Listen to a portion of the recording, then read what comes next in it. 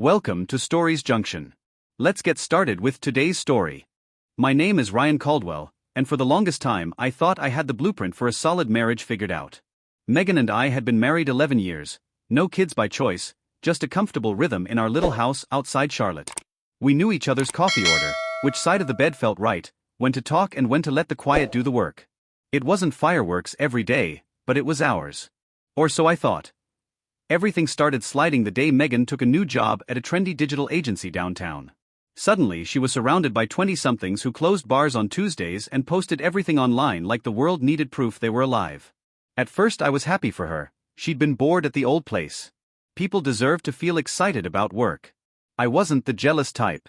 Then the little changes crept in, new dresses that hugged tighter than anything she'd worn since our dating days, heels she used to call foot torture, her phone lighting up every 3 seconds with notifications she silenced the moment I walked into the room. One Thursday she came home from team happy hour later than usual, cheeks pink, eyes bright in a way I hadn't seen aimed at me in years.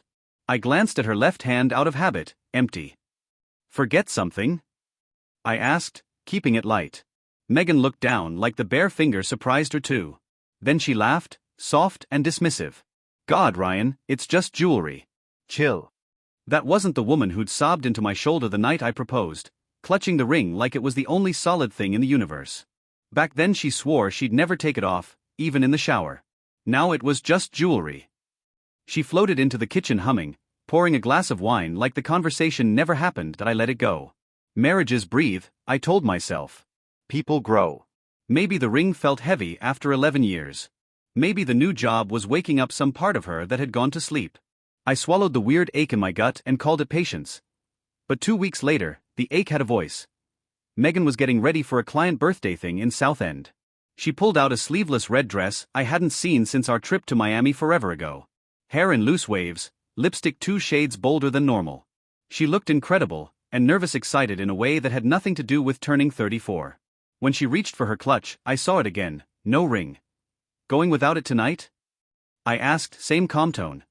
She met my eyes in the mirror and smiled, sharp, almost daring. "Single girl vibes tonight, babe." She said it like a joke. Like something flirty we used to say back when we were dating and pretending we weren't already half in love. Except she didn't laugh. Didn't wink. Just slipped on her shoes and walked out. I sat on the edge of the bed a long time after the front door clicked shut, replaying the words. Single girl vibes. The way she said it wasn't playful, it was a declaration. She came home at 2:13 a.m. reeking of bourbon and someone else's cologne. I was still awake, staring at the ceiling like an idiot. "You okay?" I asked from the dark. "I'm fine," she snapped, kicking off her heels so hard one hit the wall. "Stop waiting up like a parole officer, Ryan. It's exhausting." Then she was gone into the bathroom, door locked, shower running to wash away whatever the night had left on her skin. I lay there listening to the water and felt the first real crack run straight through the middle of us. Something had already started that I couldn't unsee. And it was only getting louder. After that night, the house didn't feel quiet anymore, it felt hollow. Megan still kissed me on the cheek some mornings, still said love you out of habit, but the words landed like coins dropped in an empty jar. The ring stayed in the little ceramic dish on her nightstand more days than not. She stopped noticing when I noticed. The late nights stacked up fast. 2 became 4, then it's easier to crash at Jenna's downtown after drinks. Her phone evolved into a third arm, face down at dinner, volume off, new passcode I wasn't supposed to know had changed. If I walked into a room, the screen went dark so quick you'd think it was voice activated. One Saturday her little brother Travis came by to borrow our pressure washer. Megan was still asleep, hungover from whatever Friday had been, so he and I stood in the garage shooting the breeze. He hesitated, then lowered his voice. "Dude. Megan talks about this guy at work like he hung the moon. Cole." Always Cole said this. Cole and I stayed until they kicked us out. "She swears they're just friends," but he trailed off, shrugged like sorry for being the messenger. I nodded, thanked him, acted like it was news. It wasn't. I'd heard the name in her sleep more than once. That same night she came out of the bedroom in a backless black top and leather skirt I'd never seen, spinning her keys around her finger. "Cole's promotion thing at Vault," she said, like I should know the schedule. "Probably super late." "Cole," I repeated, tasting the name for the first time out loud. "Cool. Have fun." She froze for half a heartbeat, just long enough, then rolled her eyes. "God, Ryan, don't start." I didn't. I just watched her leave, barefoot to the car because she couldn't find the heels she wanted. 10 minutes later, I opened the Notes app on my phone and started a list. Date. Time out. Excuse given. Time home, if she came home. I told myself it wasn't paranoia, it was inventory point. 2 weeks later she said there was a big client dinner at the Fig Tree. Upscale place, reservation for 8, networking, boring stuff.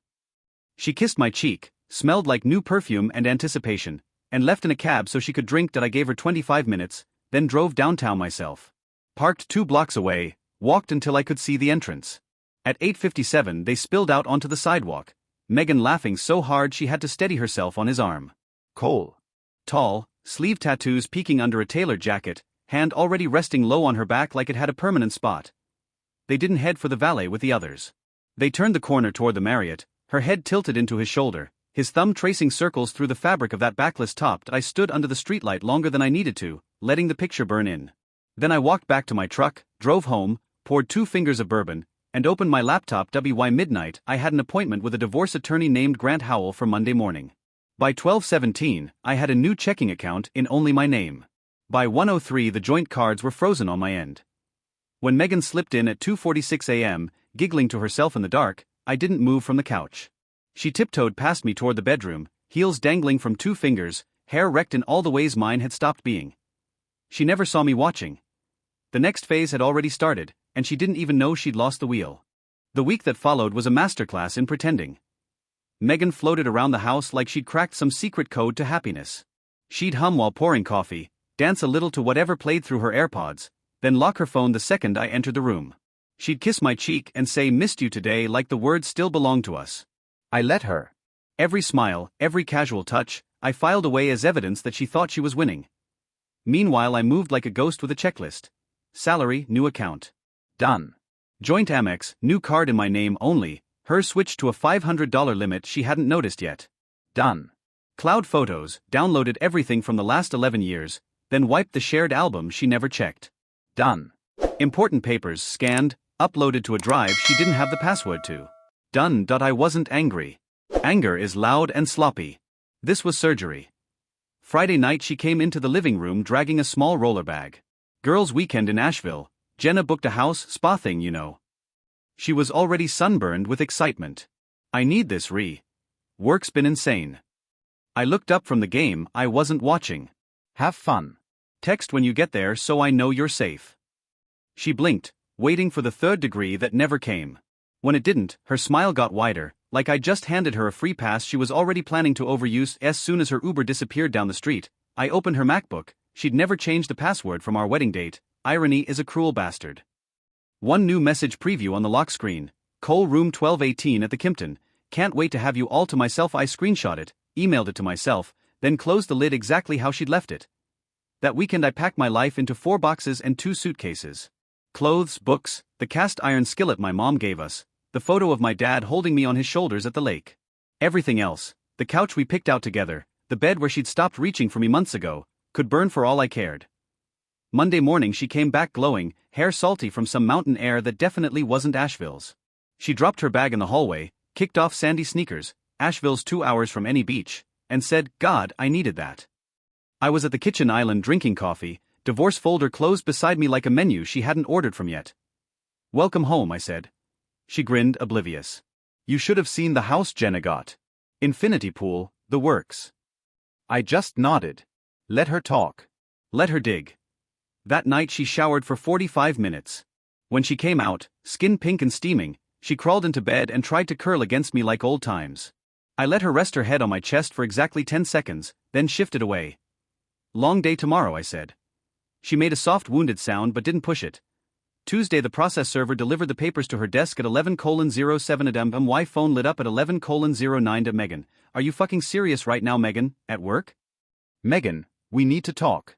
Call me. I left her on read. By 11:27 she was spiraling in the group chat. She thought I'd been removed from years ago. He's lost his mind. He had me served like I'm some stranger. I can't breathe. I screenshot that too.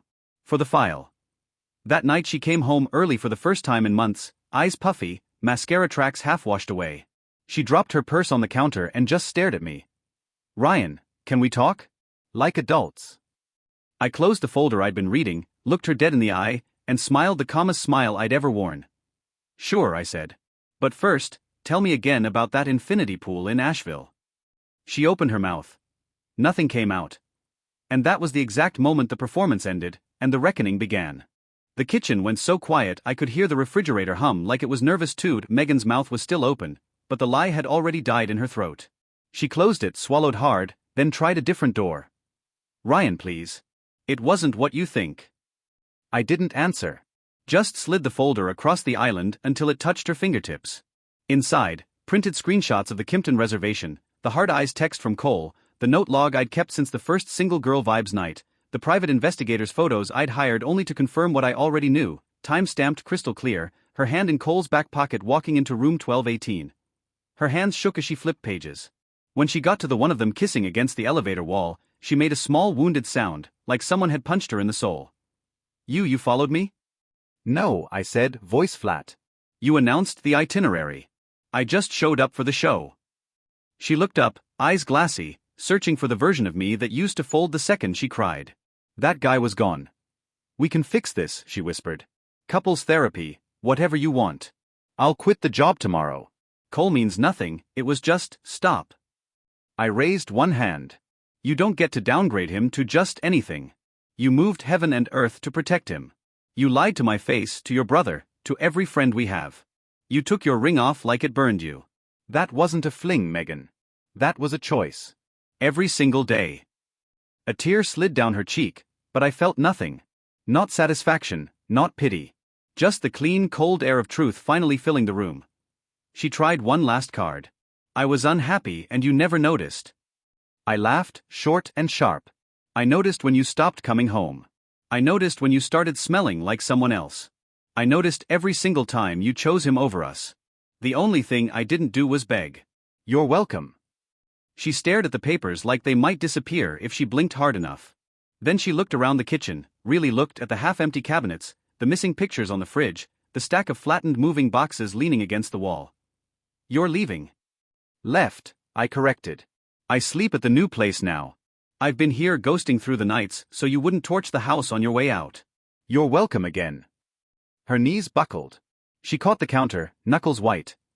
I'll sign whatever you want, she said, voice cracking. Just don't make me lose everything. You already did that part yourself. That night she packed 2 duffel bags and left for her sister's. Slammed the door so hard the windows shook. I didn't flinch. I just locked up, turned off the lights, and drove to my new apartment, 1 bedroom, south-facing windows, no memories baked into the walls. The next 3 weeks were a masterclass in watching someone discover gravity still works. Cole ghosted the minute the papers mentioned assets and depositions. Turned out the guy who couldn't wait to have her all to himself didn't want the version that came with baggage and lawyer bills. Megan blew up my phone for a while. I'm sorry I ended it with him, I'm in therapy, please just talk to me, I miss you. I never replied. The silence wasn't punishment, it was the boundary she'd spent months pretending didn't exist.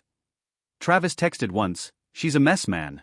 Sleeps on the couch, cries in the car before work. Keeps saying she didn't think you'd actually leave. That I wrote back, she didn't think. That was the problem. Then I put the phone down and went for a run along the greenway at dusk. The air tasted clean. My legs felt strong.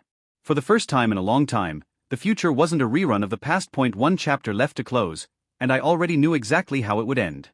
3 months later the judge's gavel fell with all the drama of a stapler. Divorce granted, assets split clean, no alimony, house sold, proceeds divided. Megan didn't show up to the hearing. She had the clerk mail her the decree like it was a magazine subscription she'd forgotten to cancel. I moved into a low-rise brick building near Noda, 2nd floor, balcony big enough for 2 chairs and a grill. Mornings smelled like coffee and cut grass. Nights were quiet enough to hear the trains a mile off. I ran at 5:30, cooked whatever I wanted, left dishes in the sink without apology. Simple, honest days. The kind I used to think were boring.